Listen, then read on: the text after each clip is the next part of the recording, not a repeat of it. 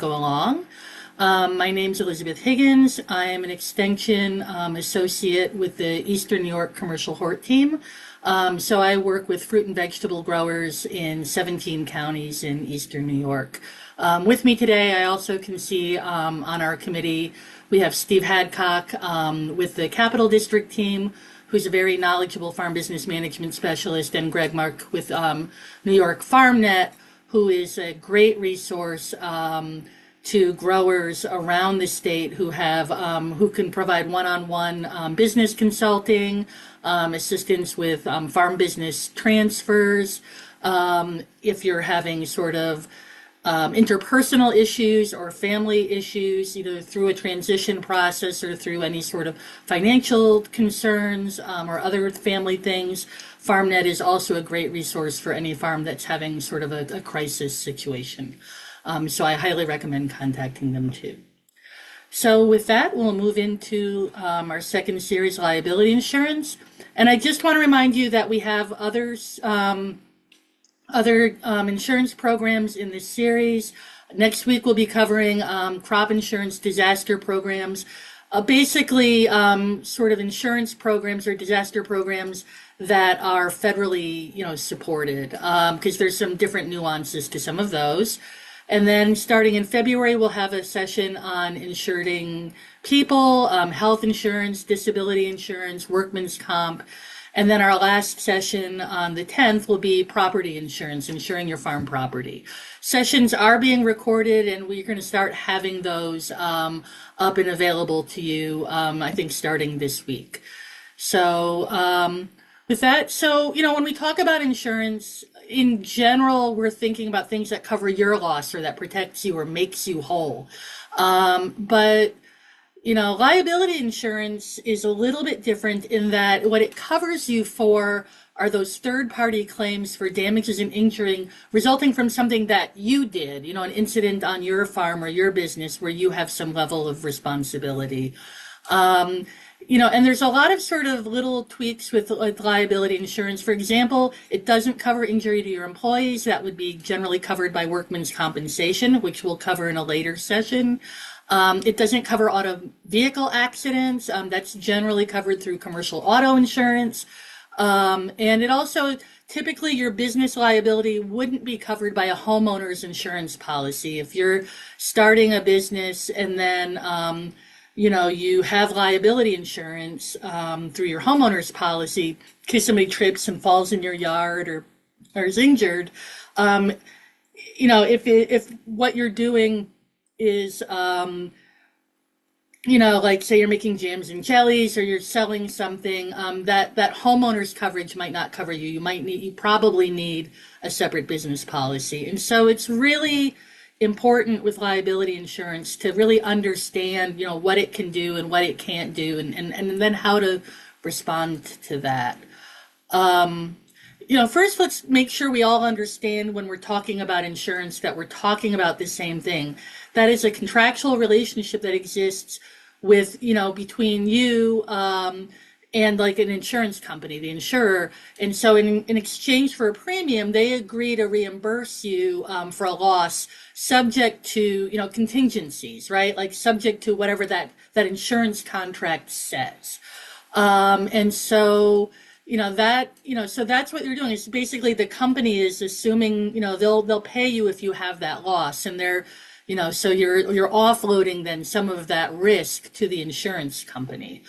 And a liability, in the case of liability insurance, is that state of like you being responsible for something, especially by law, like legally responsible.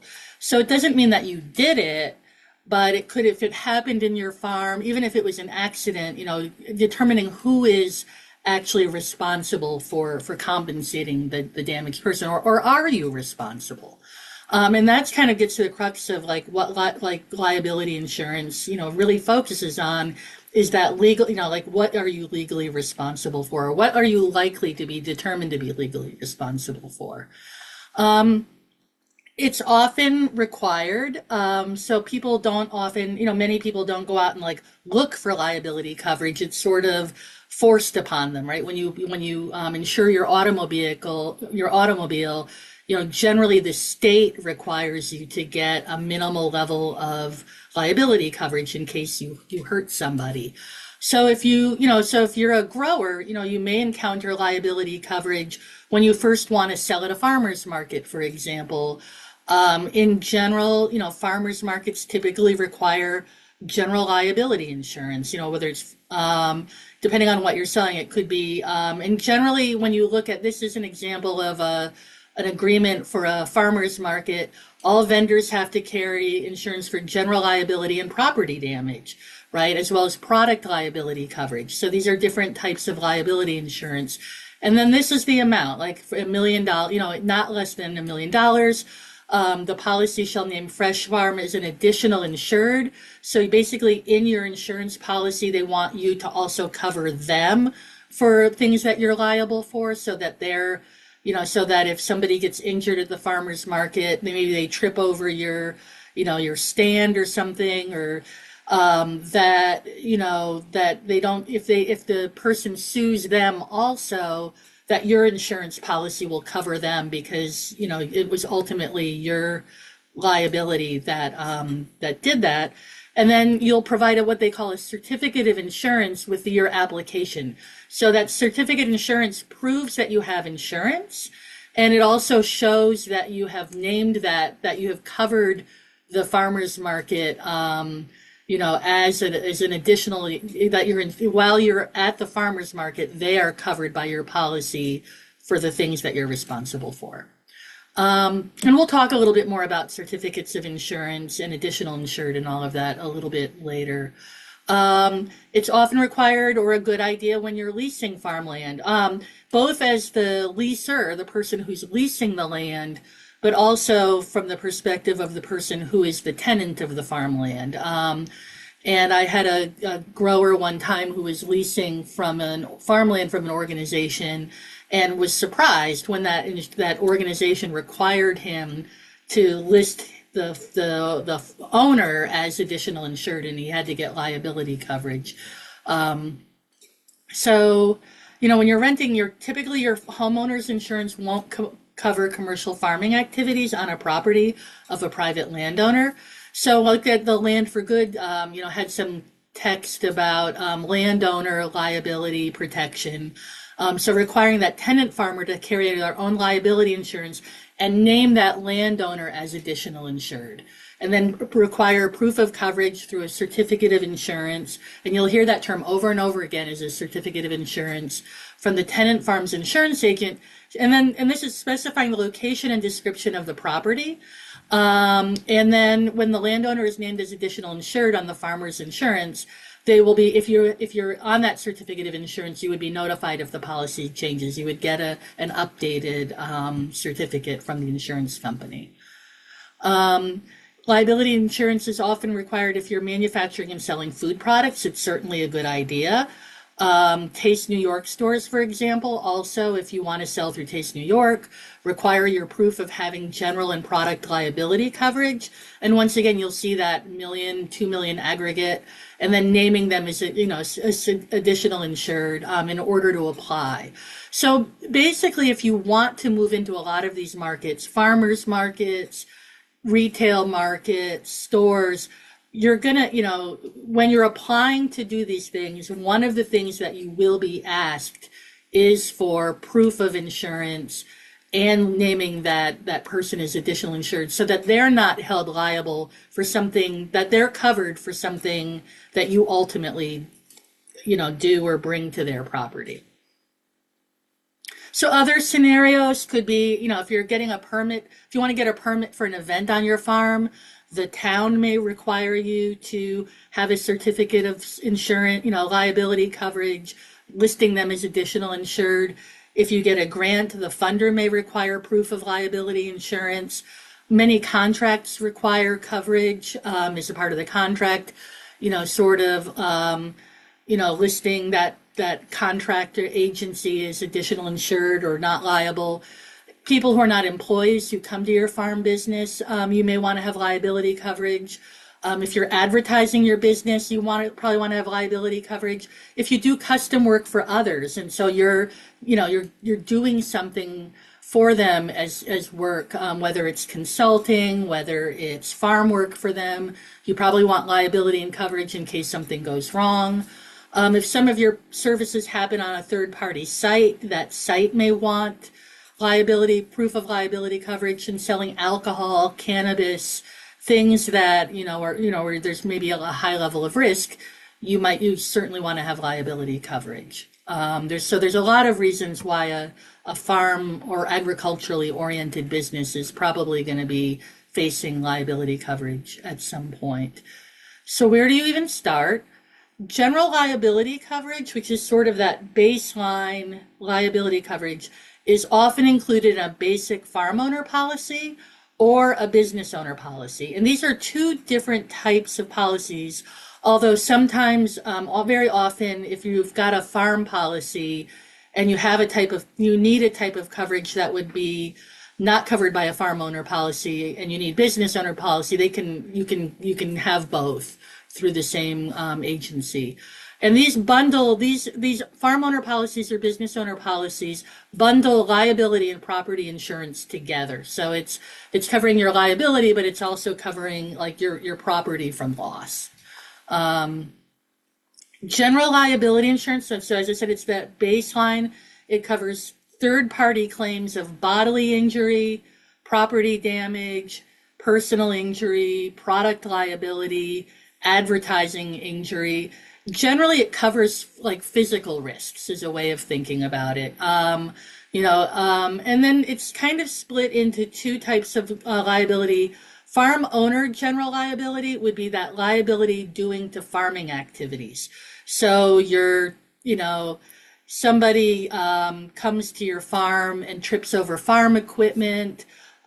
Somebody buys an apple from you and gets sick, or produce, just raw produce, and gets sick would be generally a farming activity.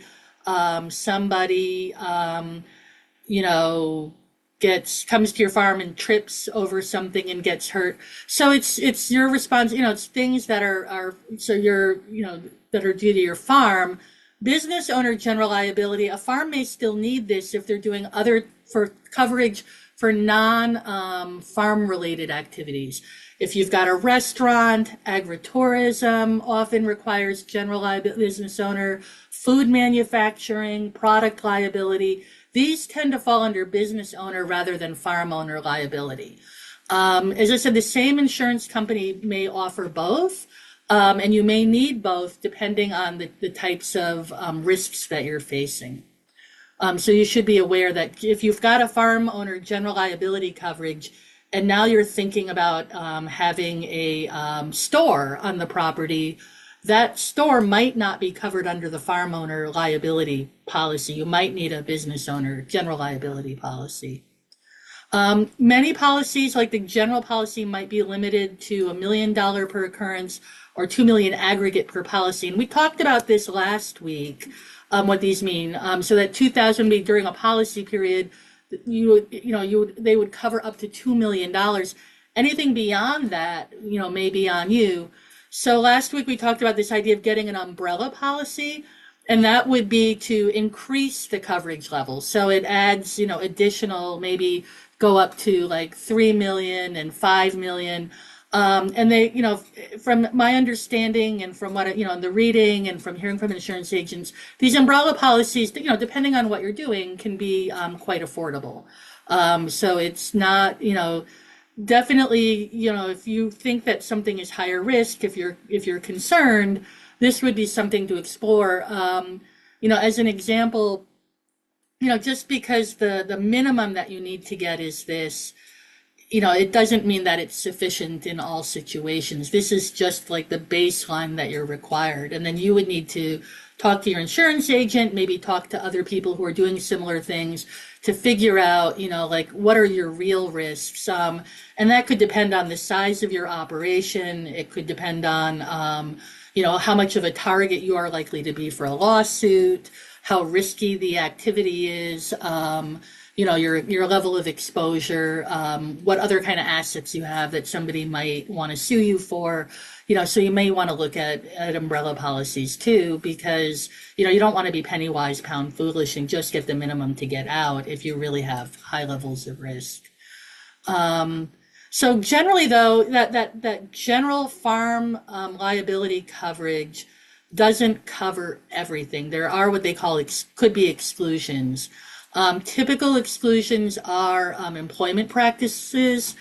So, like if you have an employee sue you for discrimination or harassment or wrongful termination, that is generally not covered in a general business liability policy. They have a separate type of policy, an employment practice liability. So if you think that, one of your concerns is getting sued by your employees for harassment, that might be something that you'd want to look at. Vehicle accidents are not covered by general liability. That's covered under commercial automobile insurance. Injuries to employees is not covered. That's generally you need a workman's compensation policy. Liquor liability is generally not covered under general. So covering incidents where people who get drunk at your business, if you've got a bar, if you're doing tastings. Pollution may not be covered under your general business liability. So if you've got a CAFO, like if you're worried about manure spills, pesticide spills, maybe you're in a environmentally sensitive area, and that's something that you're concerned about, you could look at what the cost of that coverage. Malpractice, so if you are a consultant, you give bad advice, somebody's crops die, that's business liability insurance. Product recalls may not be covered under general business liability. You may need a separate rider or something for that. And so that's what, you can get endorsements or additional coverage. So there's like basically what the basic policy will cover. And then you may have situations on your farm where it makes sense, for an additional fee to add, product liability coverage, product recall coverage, agritourism coverage, employment practices coverage, so equine, there may be like an equine endorsement if you're doing horseback riding, or, if you've got large animal, people will be interacting with animals. And so this goes back to the point of you really want to make sure that you're having a conversation with your insurance agent about exactly what you're planning to do and want to do on your business. So I think that would be just something for you. Like, I think there's a tendency sometimes to try to be worried that you're not going to be able to, that it'll be too expensive to get coverage. And so you don't tell your insurance agent what you're doing, or you forget to tell them. But, or you assume that you're covered, and then it turns out that, something happens and you're not covered, or you lose your coverage. They cover you at some level, but you lose your coverage because at that point you're a higher risk. So, so a typical malpractice consideration was one of the questions. I would say, like, as I said, like, in general, that would be if you're providing professional services to people and they're acting upon your advice. Right. So it's not necessarily a typical agricultural activity, but I do know farmers who increasingly are acting as consultants to people. They are helping with business plan writing. They're helping with, making crop recommendations. They're helping maybe like with design of irrigation systems. And, so those types of things where you're, it's not a situation where you've harmed somebody, but you've given them advice that's harm that they perceive, and then something bad happens, might be where you would need professional liability coverage. So it's not it's not necessarily most farms, but at least in the area where I work, you have people who are also taking on both an advisory role to other businesses as well as having their own business. And that may be something that you would want to make sure your insurance agent knows that you're doing, and then you could assess what your risk is. I would say like pesticide recommendations would certainly be a higher risk situation than maybe like grant writing advice or something where that would be like a lower risk situation. So, so generally, whenever you're thinking about this, and this sort of goes back to like trying to decide what you need to do, is, you really want to think about, risk mitigation, and what your liabilities are. The first step of deciding sort of like what level of coverage, how much risk do you have, is going through like a risk assessment. What are my activities? What's likely to go wrong? Like if you, talk to your insurance agent, or you do a little bit of research, like what kind of is likely to happen? Is it likely to happen? And even if it's unlikely to happen, for example, millions of people ride on roller coasters every single summer at amusement parks. Most of them don't die, right? But every now and somebody does. And so, like, what would be, am I covered for a worst case scenario? And am I willing to assume that risk, right? So sometimes, we also have to make decisions about our risk tolerance. So, your options are to avoid the risk. One way to not need liability coverage is to just not do something that is risky, inherently risky. So if an activity is risky and not important, a good example could be, one thing that often is hard to get coverage for are bouncy houses at agritourism venues, because a lot of times like little kids get hurt in those. And so some places have just stopped covering them, some agencies, or the insurance could be really, unacceptably high. And so if it's risky, but it's not really central to your business, you don't need to have a bouncy house there. Maybe you just decide, okay, no bouncy houses, right? Like I'm just not going to do that. Or you can, maybe you have something that's high risk, but it's not insurable, so you just decide not to do it because you just can't get insurance. It's too expensive to insure it. I'd like to do it, but, the costs of it, I can't really avoid it. Another option, and this is the very common option, is to try to limit that exposure, making changes or adopting practices to reduce the risk. This is a really good choice when risk can be reduced to an economically acceptable level.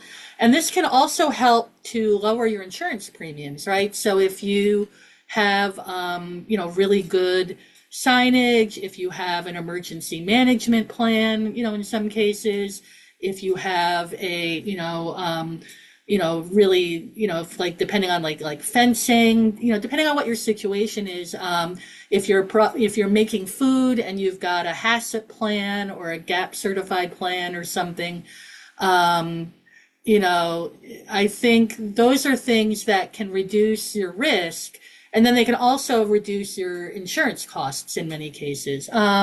Other ways of limiting exposure are to have contracts, right? That in that contract, whether it's having people sign a waiver when they come to do an activity is functionally a contract, or if you're engaging in business with somebody over selling something or growing something, or offering a service, having a contract sort of determining like holding each other harmless, clauses in a contract, that if something then happens and you go to court, having that contract that sort of spells out who's responsible for what can help to reduce your risk, for things that you're not as responsible for, right? So if somebody else if somebody else is actually doing the risky activity, but you're involved with them, those types of contracts can protect you.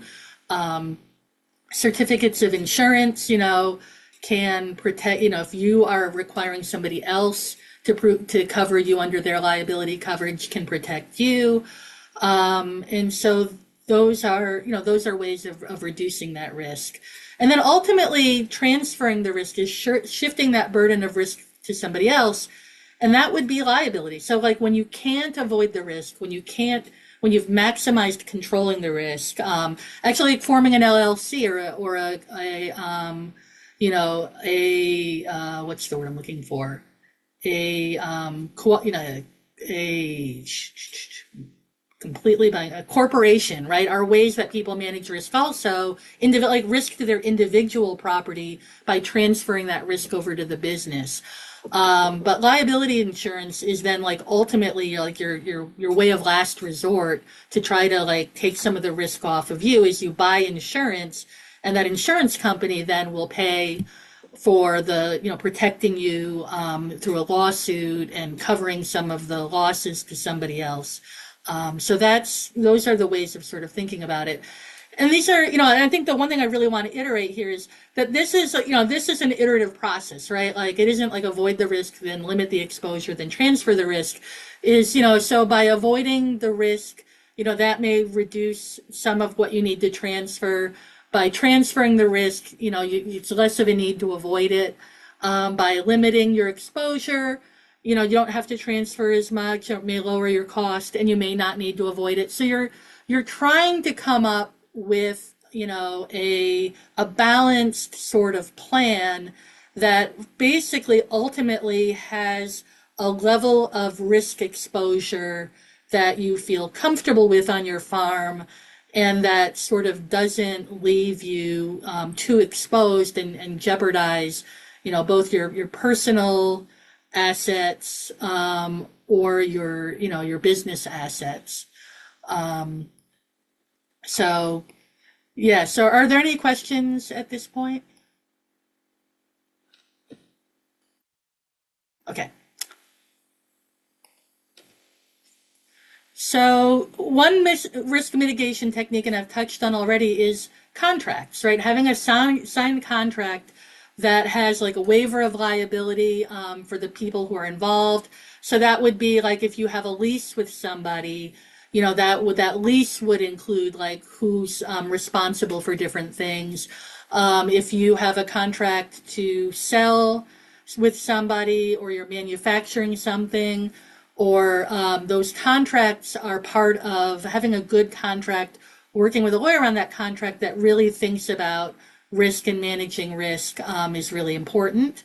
And then another sort of typical risk mitigation technique is to put additional insured status on the insurance policy for those responsible for the activity, covering each other. So it could be a situation where, I'm working with somebody, I want to sell something, and so I cover them as additionally insured, and then for maybe some activity, and they cover me, as additionally insured for some other activity. Generally, it tends to be if you want to do something and you're trying to have an agreement with somebody, they will ask you to provide that certificate of insurance.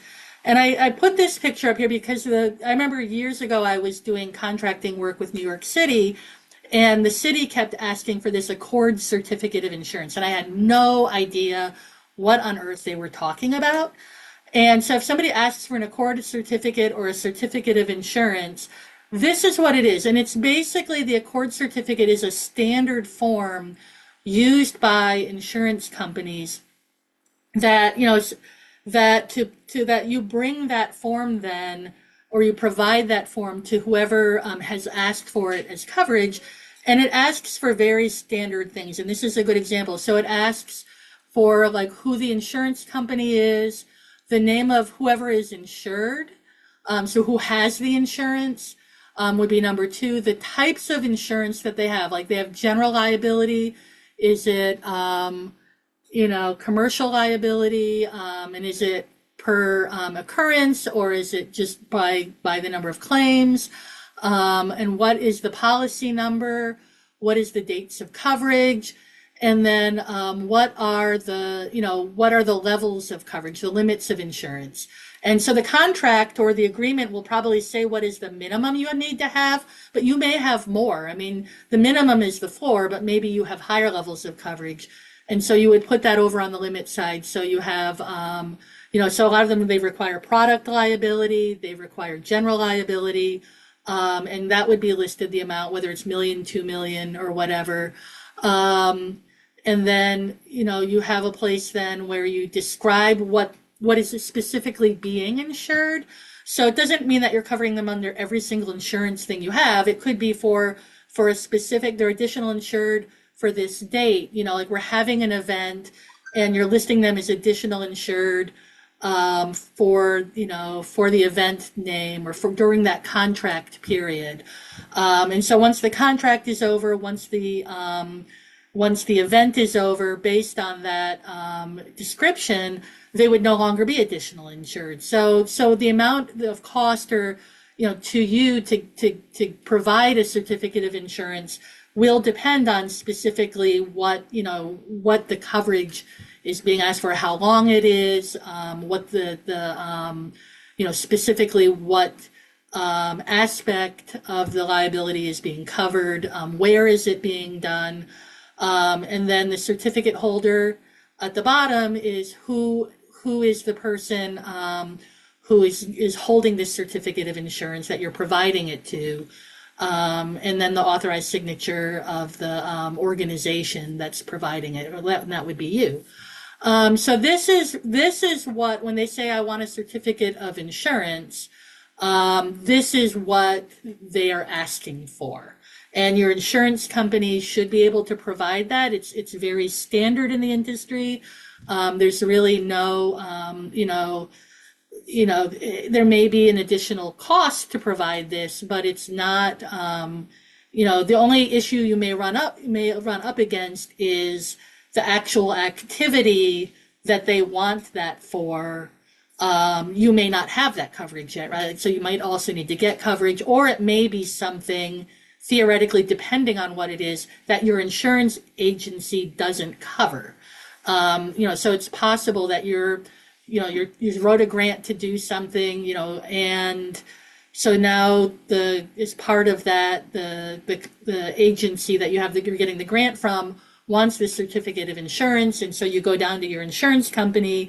Maybe you want to do petting goats while hang gliding or something, and they say we're not covering that. Well, then you would have trouble getting a certificate of insurance. But it's the challenge is not that they don't provide certificates of insurance. The challenge would be that they won't provide one. They won't cover you for that activity. And that's one, so if your insurance company says that they can't provide you a certificate of insurance, that may be what you want to clarify is, is it the thing? Is it the amount? What is the issue with that? So, because, if you think about the insurance company, I keep talking about being transparent with your insurance company, is in order to be willing to accept the risk for a payment, right? Your insurance company needs to know the likelihood of the event happening and the likely magnitude of the cost. And so these are going to factor into what they're going to charge you for insurance, because they want to know, given what they're going to take in for premiums from people to cover this, how likely are they going to have to be to pay out, and how often are they going to have to pay out? And so, the things that factor into your coverage cost is how well they know this, the number of other insurance companies that are insuring that event, competition. If it's something that's not that risky and the premiums are really favorable, the having competition in there may make the premiums lower.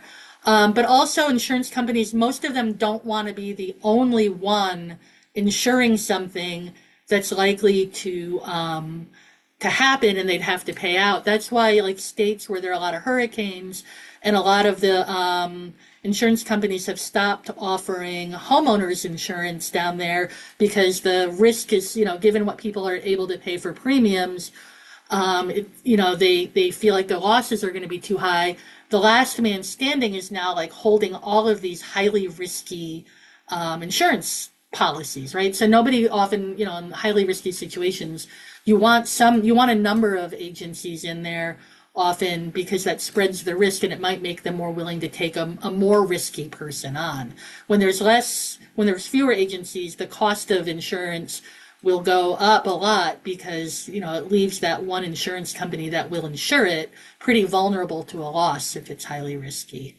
And then the amount of information the insurance company has on the level of risk, the level of uncertainty.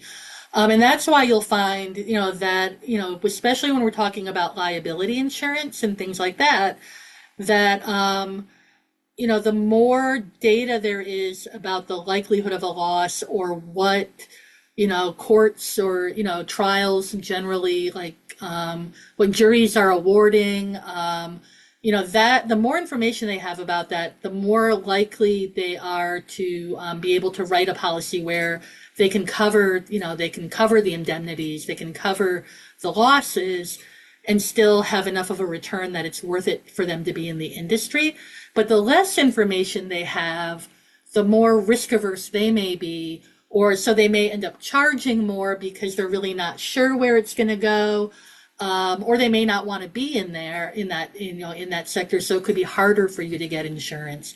And then the last kind of wild card is the state you live in, the insurance market, because it's really every state has different regulations around insurance. And those different state regulations make it easier or harder for, insurance companies to offer products. And so, some states, you may know somebody who's in a state who has no trouble getting insurance for something that you in a neighboring state have a lot of trouble getting insurance for, and you find very few companies offer it. And some of that could be just the policy environment that you're living in. And that's really beyond sort of this presentation, but it's just something to help you understand why you may be able to get coverage, why the difference, there's sort of differences even across the country in insurance costs and availability of insurance is that, what are the number of people engaged in this activity? How much information does the company have about the activity? What is the environment around that activity? And so that's all of the things that the insurance company is thinking about as they're deciding whether or not to assume some of your risk that you're now trying to offload. And they may have a better understanding also than you do about what the likely risk is, at least from a financial perspective. One question we had last week is, should I use my existing insurance company? I've already got a homeowner's policy. I like my insurance company. Should I just ask them for insurance for my farm business? And I would say, it depends. I mean, I would certainly talk to them first if you have a good relationship with them. But it's really going to depend on what you're insuring and the market for that insurance. So if it's a low risk, common activity, probably the insurance costs may not vary much. Your existing insurance company may well offer it. But if it's a higher risk or a less common activity or a really specialized activity, you should definitely shop around. So not every insurance company offers farm insurance. And so that would be the first sort of, if you're trying to insure your farm and you happen to be for your homeowner's insurance with a company that doesn't do farm insurance, then you may need to go to a different insurance company in order to get the kind of coverage that you need. And then as you get more, maybe if you're getting into food processing or you're getting into equine, right? So a really specialized activity, not every insurance company is going to offer that. Or since it's, or they may be willing to offer it, but since it's not an area they work in, they may not have the level of data or information that a company that offers that insurance product routinely has and has been offering it for a while. And so they may not be as good at sort of assessing the risk and assessing what a competitive premium is. So you may find a better sort of both support in assessing what you need or premiums with an insurance company that's more specialized given what you're trying to do. This has definitely come up in New York around agritourism, and I'm not really focused specifically on agritourism, but I have heard, and I know they're going to have an agritourism webinar specifically on agritourism insurance, that one of the challenges that a lot of farmers are having that are moving into agritourism, especially non-traditional things, sort of bouncy houses and food festivals and stuff, is that their insurance coverage, their insurance, it's not affordable, or it doesn't really cover things, or they won't include a lot of things that the person wants to do. And so there are not a large number necessarily of insurance companies that are actively in that space. So you may need to look around for somebody who really does work in that area more routinely. So this is an example here. This I think is maybe Nationwide or one of them. You can see that, like, for agritourism, if you've got a farm thing, but you may need you may need commercial liability coverage, right? So it may not be farm coverage. If you want to do a farm fall fest or a haunted house, that's not farming, or a corn maze, or a hayride on premises, or a petting zoo, that they may be able to package a general liability coverage with your farm policy. But they also say specific agritourism activities they won't cover is like a hayride to go off premises, inflatables, or a cut your own Christmas tree. So if you want to do that, this insurance company won't do that. Like, you may have to find somebody else, or you may have to decide, is it worth it to me? Are these things that I'm not going to do because I just can't get covered for it? And that's where it becomes sort of a personal decision for you about your level of willingness to take on risk, your willingness to, your risk exposure, and how central that is to your business experience. So what if you're told that your activity isn't insurable? And this is from the New York State Department of Financial Services, the insurance agencies. If your liability exposure is uninsurable in traditional insurance markets, it's possible your agent or broker can represent you to, like, what they call an excess line insurance company or broker. And maybe you can obtain the required coverage that specializes in this. So if you want to do, like, maybe there's an agency that covers, cutting down Christmas trees. And so even going through, like, a Christmas tree grower association, you may be able to find somebody, like, who will cover that. But they are often not licensed by New York. So you're not protected sort of by the oversight that the New York State Department of Financial Services would provide. And so you are, once again, by going sort of to a not licensed by the state, it doesn't mean that they're not a legitimate insurance company, but they're not licensed by New York to do this. You're taking on also some additional risk, and you need to decide if that really is something that you need to do.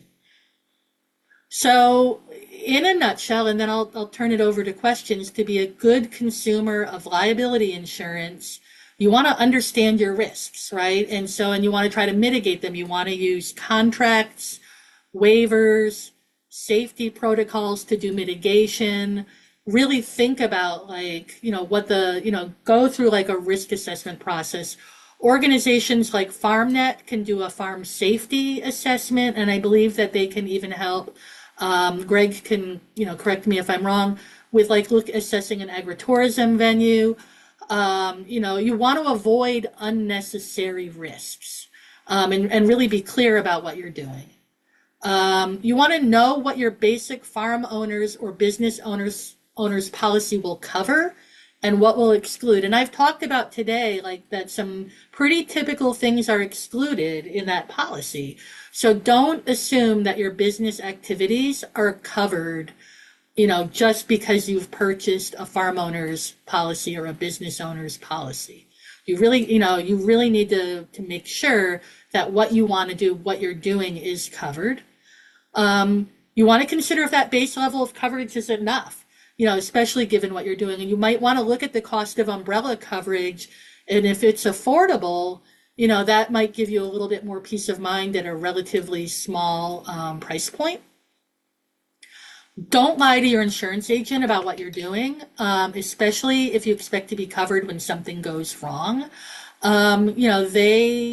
You want to really give them a big picture. And if you're talking to them about farm insurance, and then you're also thinking about doing other things, you really want to be, you want to understand what type of an endorsement or what type of policy given your risks, where should you be like really focused on your insurance money and what options are there? Um, Talk to people, and I think this is a really good idea. Talk to people who are doing what you're doing or want to do to find out where they get insurance and how satisfied they are, especially for risky or new or specialized activities. A good resource for that could be, grower associations, participating, if you're in agritourism, participating in like agritourism networks, participating if you're, like a berry grower, like Berry Growers Association, like finding out like, like what are options or who are good, who are insurance companies that seem to do a good job in helping you assess what you should be covering for.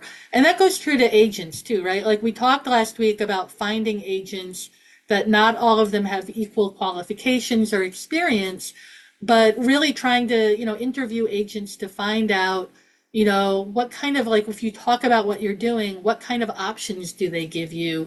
How much do they seem to understand what you're doing? Do they give you good advice about ways of mitigating your losses? Are there sort of benefits to you for doing those mitigation things? Do they take the time to really understand what your business sort of big picture is, and where you're planning to go with things so that they can like help make recommendations that are really relevant to your business and really do protect you. And so with that, I guess I will turn it over to any questions you may have.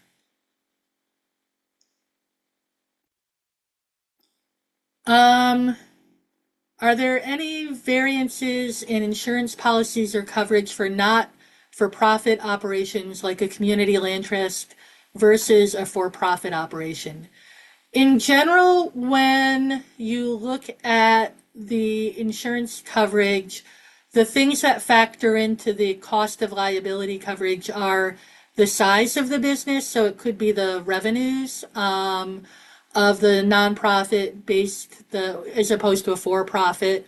So if you were a land trust with a $12 billion endowment and annual like revenues of $2 million, your liability coverage may be higher than a for-profit small business with annual revenue of like $10,000, right? So I think revenue, sort of that type of exposure, how much of a target are you likely to be for a lawsuit?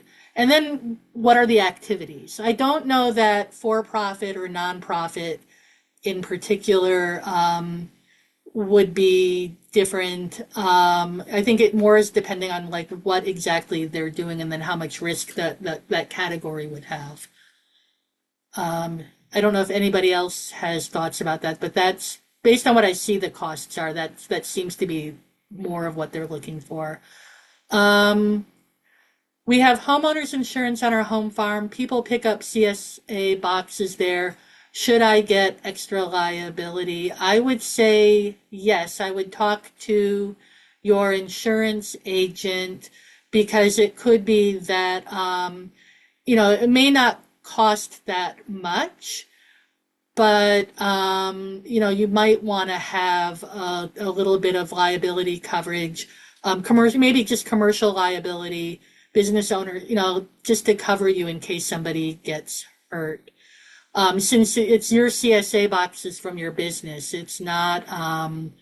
We have CSA sometimes where they're picking up the CSA boxes at another person's house, but that's not their business. They might still want to up their liability coverage, but I think since this is your business, I think you would probably want to look at farm liability insurance, or general liability insurance for that.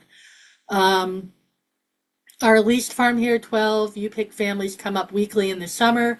I was told I could not get liability insurance on leased land. I would talk to a different insurance agency probably. Because you're insuring the activity. but it may be that the landowner would, might need to be additional insured for the activity. I think that, yeah, I don't have any suggestions. I haven't heard that.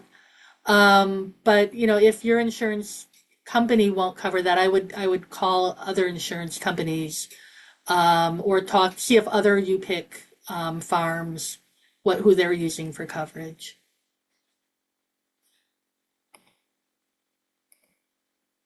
Um, because I think you can't, I mean, you must be able to get liability coverage on leased land, because you have to, in many, and I will say this, like in many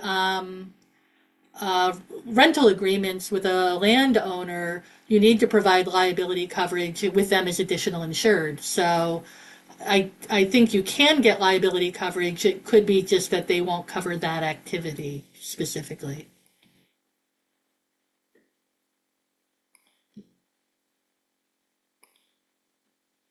Are there any other questions, or any other, I guess, um, any other comments?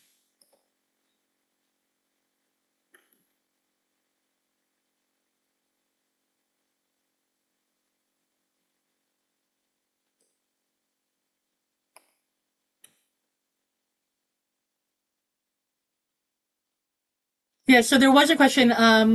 Are there people on this call who are on leased land and they have liability providers that they would recommend?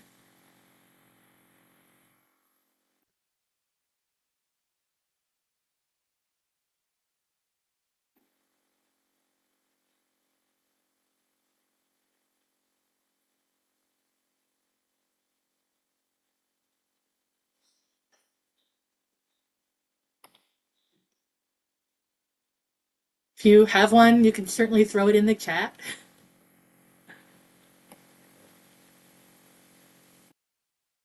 I'm gonna-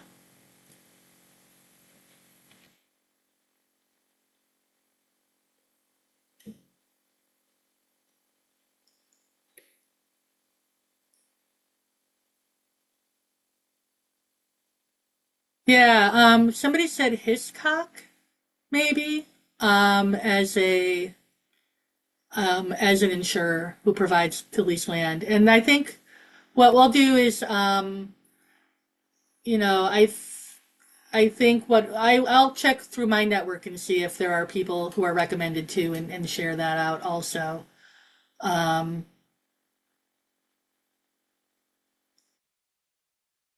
and do I suggest insurance companies? Um, I don't necessarily have, there's so much variation. In New York State, if you are a member of Farm Bureau, I think they're working with Nationwide right now. So they definitely cover agriculture. Um, but there are, I think in different areas, different people have, even smaller brokers or companies that they work with that they're very satisfied with. So it would kind of depend on where you are. And I think the first place to start would be, sort of networking with growers or with the Farm Bureau or other farm organizations sort of in your area, to see who people are satisfied with, especially those who are doing what you want to do.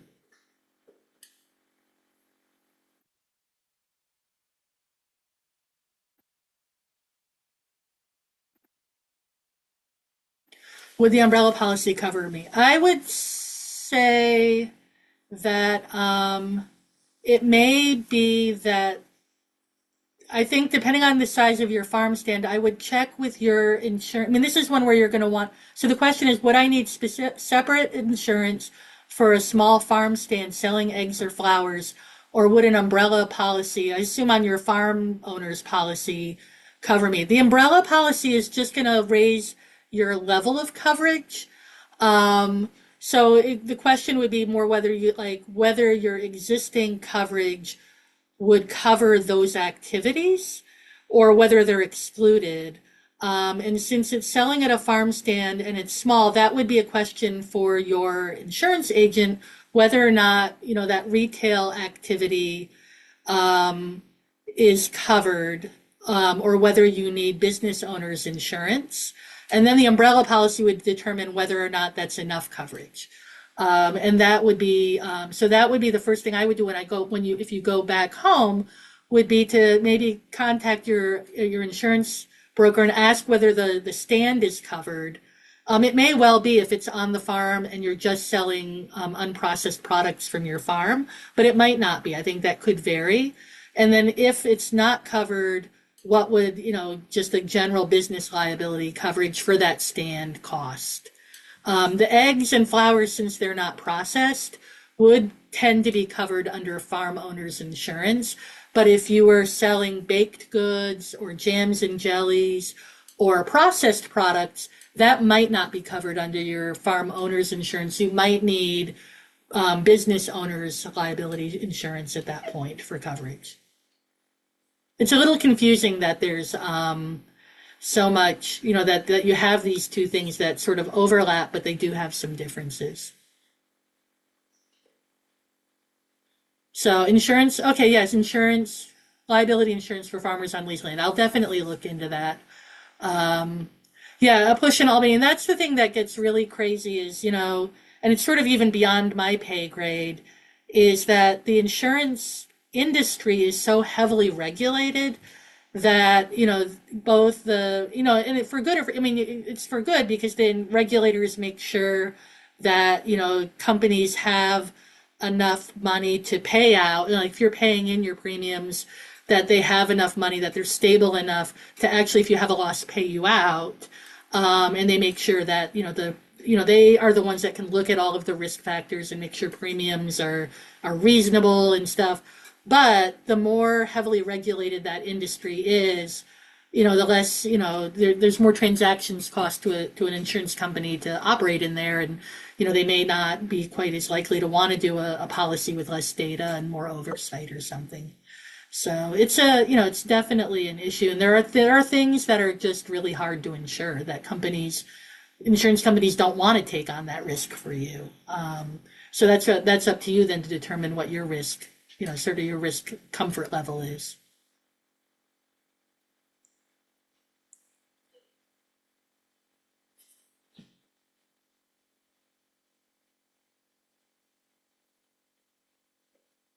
Okay, there's a response. Most local independent agencies who represent multiple carriers should be able to provide insurance requested. I would say that's definitely true.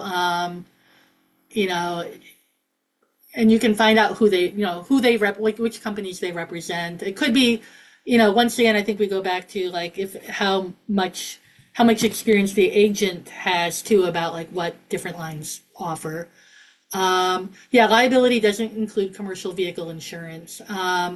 Would it cover an accident that happened off farm if one was off farm, for example, making deliveries? So probably there's so many. There's also there's it's probably that would be I think more likely to be covered in commercial vehicle. I think depending on what the accident is, um, yeah, I guess I would need more, like if you were, like generally when you are getting covered, one of the things that the insurance agent is going to ask is where do you operate? Where do you do business? And so, for example, if one of your things that you do is make deliveries, that would be good for the insurance agent to know because if there's an accident, that happens and it's not a car accident and it's not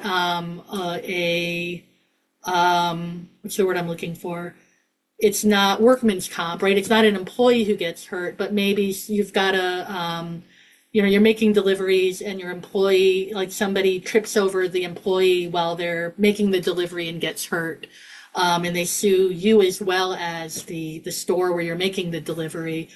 If they know that that's one of those things that could be covered under liability insurance, But if you've never told your insurance company that you make deliveries of products, then,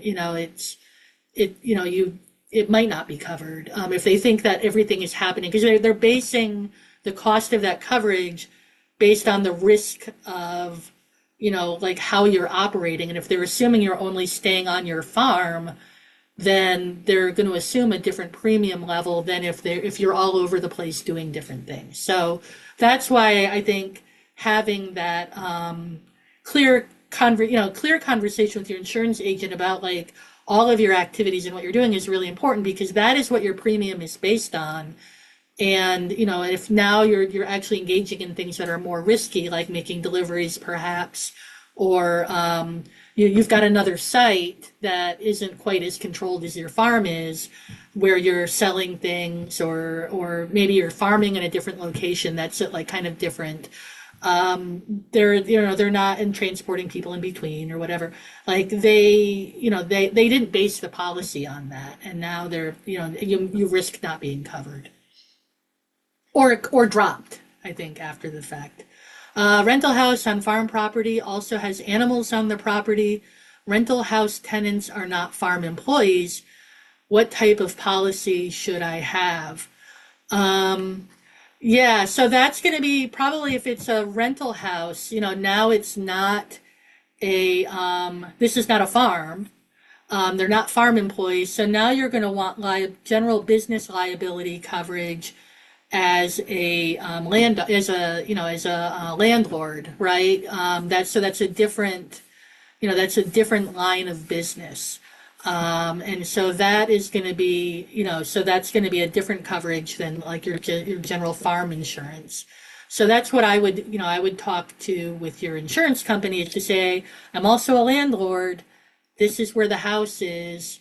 What kind of liability coverage do I need for that? And that would probably be, covered under, as I said, that would be general business liability coverage, and it probably would be under general business owner coverage. And I don't work, this is not my area of expertise. I don't tend to work with sort of just general commercial real estate as much, but I think I would talk to your insurance agent about that. Because I wouldn't assume it would be covered under the farm insurance.